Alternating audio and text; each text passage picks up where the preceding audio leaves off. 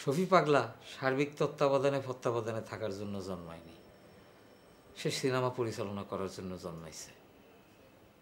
তার জীবনী নিয়ে সিনেমা হবে কি হবে না এটা নিয়ে তার কোনো মাথা ব্যথা নাই। তার একটাই লক্ষ্য, সে সিনেমা বানাবি। এই এই আনোয়ার ভাই, আপনার প্রডিউসারে কি করছে? এটা আমি কি বলবো, আমাকে ডাকে আনতে বললো, আপনাকে ডাকে নিয়ে আনো, আপনার ভিতরে সিদ্ধান্ত হলো আপনাকে ডাইরেক্টর বানালো। এখন ওনার সিদ্ধান্ত উনি বদলালে আমি কি বলবো? মুনাফেক! Location, production management, everything is okay. জি। তার মধ্যে আমাদের একটু ছোট কারেকশন করতে হচ্ছে। কিরাম? সেটা হচ্ছে যে ধরেন আপনার আত্মজীবনী নিয়ে যেহেতু ছবিটা হবে, আমরা চাচ্ছি আপনার নামটা সার্বিক তত্ত্বাবধানে যাবে এবং ডিরেকশনের কাজটা আনোয়ার সাহেবকে দিতে চাচ্ছি। রশিদ ভাই, আপনি এভাবে সবার সামনে আমার ডেকে ল্যাংটা না করলেও পারতেন।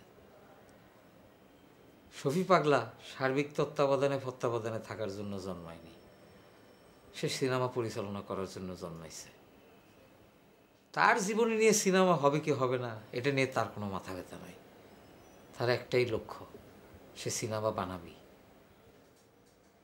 এই এই আনোয়ার ভাই, আপনার প্রডিউসারে কি করছে? এটা আমি কি বলবো, আমাকে ডাকে আনতে বললো, আপনাকে ডাকে নিয়ে আনো, আপনার ভিতরে সিদ্ধান্ত হলো আপনাকে ডাইরেক্টর বানালো। এখন ওনার সিদ্ধান্ত উনি বদলালে আমি কি বলবো? মুনাফেক! শোনেন, আপনাকে আমি বলে দিচ্ছি, আমি শফি পাগলা, আমার রক্তে পরিচালকের রক্ত আছে, ঠিক আছে? আমি সিনেমা পরিচালনা করব, আপনার সাথে আমার আবার দেখা হবে।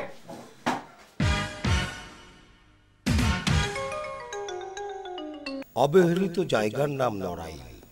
এখানে আর একজন অবহেলিত মানুষের নাম শফি। শফি পাগলা, সিনেমা পাগলা। এই শফি সিনেমা বানাতে চাই। সিনেমা তার ভালোবাসা, তার ভালো লাগা, যা কিছু অর্জন এই সিনেমাকে কেন্দ্র করে সে গড়ে তুলতে চাই। সে সিনেমা বানাবে, কিন্তু টাকা কোথায় পাবে? নিঃস্ব রিক্ত এই শফি শেষমেশ বিটে মাটি গরু বিক্রি করে দিয়ে বিয়ের ক্যামেরা দিয়ে ছবি বানানোর আপ্রাণ চেষ্টা চালায়। কিন্তু না, এই ছবি তার স্বপ্ন নয়, সে আরো বড় ছবি বানাতে চাই। সে ছুটে আসে ঢাকায়। এফডিসি, প্রাণের জায়গায় এফডিসি। সিনেমা পাগল শফি দাঁড়ে দাঁড়ে ঘোরে কিভাবে এফডিসিতে ঢোকা যায়, কিভাবে ছবি বানানো যায়। ছুটে চায়, সংগ্রাম করে, ঢাকার আনাচে কানাচে ঘুরে বেড়ায় একটি ছবি বানানোর জন্য, একটি সিনেমা বানানোর জন্য। কিন্তু সবাই তাকে আশা দেয়, আবার নৈরাশ্যের সাগরে তাকে ভাসিয়ে দেয়। কিন্তু শফি দৃঢ় থেকে দৃঢ় হয়, একদিন তার স্বপ্ন সফল হবেই। সে একটির পর একটি স্বপ্ন দেখে, কিন্তু বারবার স্বপ্ন তার ভেঙে চুরমার হয়ে যায়। একদিন শফি স্বপ্নের ঠিকানা খুঁজে পায়। তাকে দিয়ে ছবি হবে, সে ছবি বানাবে, তার স্বপ্ন সফল হবে। একজন প্রডিউসার তাকে হাতছানি দিয়েছে, এফডিসি তাকে হাতছানি দিচ্ছে। সে ছবি বানাতে ছুটে যায়। সব ঠিকঠাক, ছবি স্বপ্ন দেখছে, সিনেমার পরিচালক সে হবে।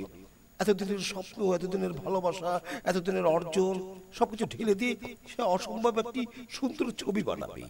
কিন্তু কি হলো? শেষমেশ তার স্বপ্ন ভেঙে চুরে তছনছ হয়ে গেল। শফি আবার অজানা অচেনা গন্তব্যের দিকে ছুটে চলছে।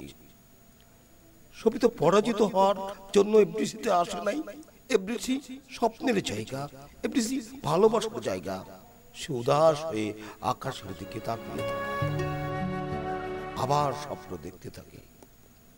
এই যে স্বপ্ন, এই যে শ্রম, এই যে ভালোবাসা, তাহলে কি বৃথা গেল? এফডিসি একদম জয়লাভ করবে, তার সিনেমা বানানো সফল হবে। সেই এফডিসিকে লালন করে বুকের মধ্যে।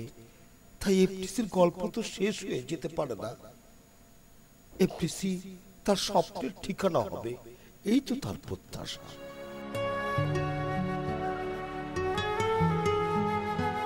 তার স্বপ্নের ঠিকানা হবে এফডিসি, তার ভালোবাসার ঠিকানা হবে এফডিসি।